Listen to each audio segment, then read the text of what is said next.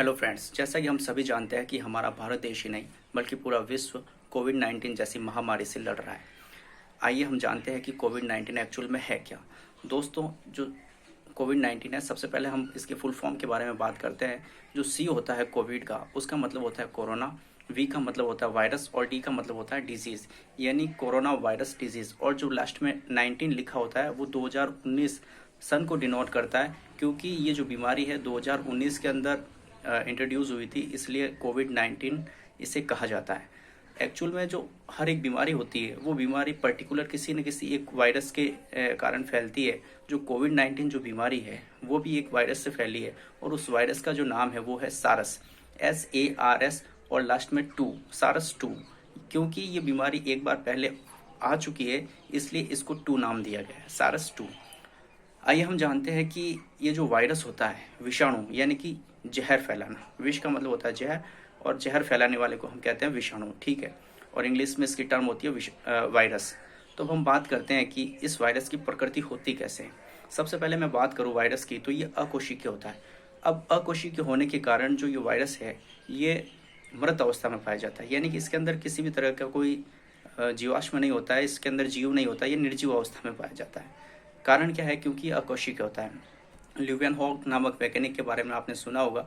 उन्होंने कोशिका, जो जीवित कोशिका है उसके बारे में बताया था, और उन्होंने बताया था कि प्रत्येक सजीव शरीर जो होता है वो कोशिकाओं से मिलकर बना होता है, यानी कि जिसके अंदर कोशिकाएं नहीं होगी, जो अकोशिकीय जीव होगा, वो हमेशा मृत अवस्था में पाया जाता है। ये एक बेसिक सा चीज़ है जो आपको पता होगा।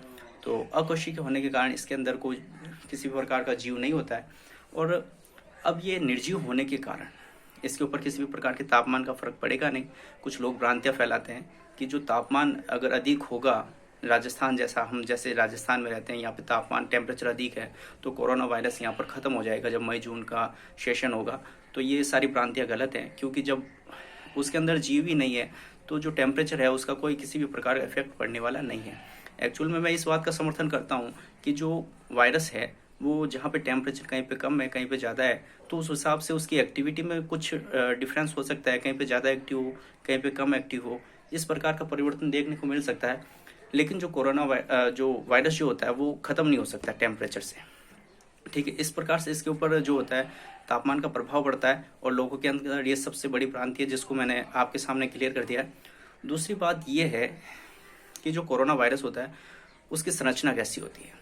तो कोरोना वायरस का जो बाहरी आवरण होता है वो प्रोटीन का बना होता है, ठीक है दोस्तों।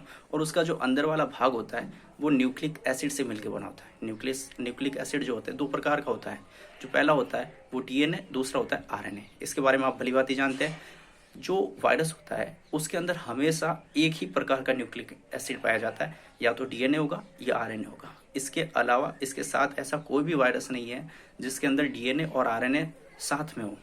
हमेशा इसके अंदर या तो DNA होगा या RNA होगा, दोनों में से एक होगा, आइदर और वाला, ठीक है। ये वाला सिस्टम इनके साथ होता है।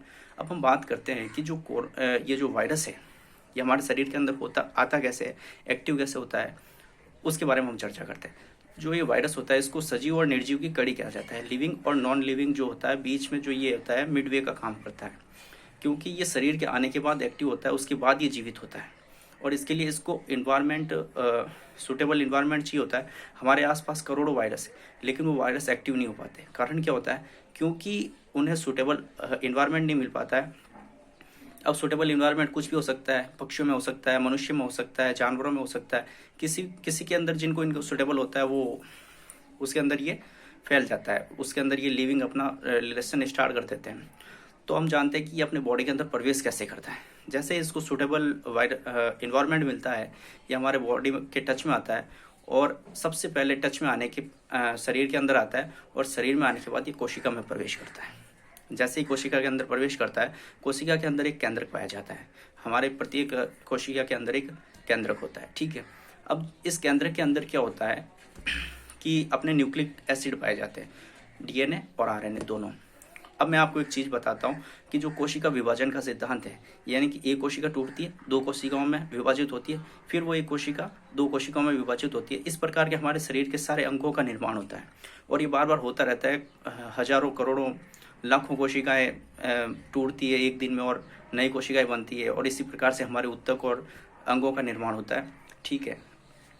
अब हम बात करते हैं कि जब ये हमारे बॉडी के अंदर आता है, जब केंद्र के अंदर प्रवेश करता है, तो ये डीएनए और आरएनए के अंदर मिक्सअप हो जाता है। जो इसका बाहरी आवरण होता है प्रोटीन, वो हमारे लिए नुकसानदायक बिल्कुल भी नहीं होता है, वो हमारे शरीर के अंदर घुल जाता है, उससे हमारे कोई फर्क पड़ने वाला नहीं होता है।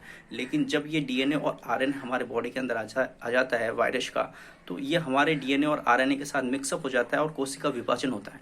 और कोशिका विभाजन होने के साथ साथ ये अपनी संख्या, तादाद डीएनए और आरएनए की संख्या में बढ़ावा करता है और हमारे शरीर के अंदर बॉडी के लक्षण, बीमारी के लक्षण दिखने शुरू हो जाते हैं। और जब ये बहुत ज़्यादा फैल जाता है तो मनुष्य की मृत्यु तक हो जाती है। इस प्रकार से ये जो वायरस जो होता है हमारे जो होते हैं बॉडी के ऊपर इफेक्ट डालता है। तो दोस्तों आज की वीडियो में हम इतनी बात करेंगे, क्योंकि 5 या 6 मिनट का वीडियो बनाना है। तो ज़्यादा से ज़्यादा चैनल को लाइक करें, सब्सक्राइब करें, और आपसे बस यही दरख्वास्त है कि घर पे रहे, स्वस्थ रहे और मस्त रहे। थैंक यू, धन्यवाद।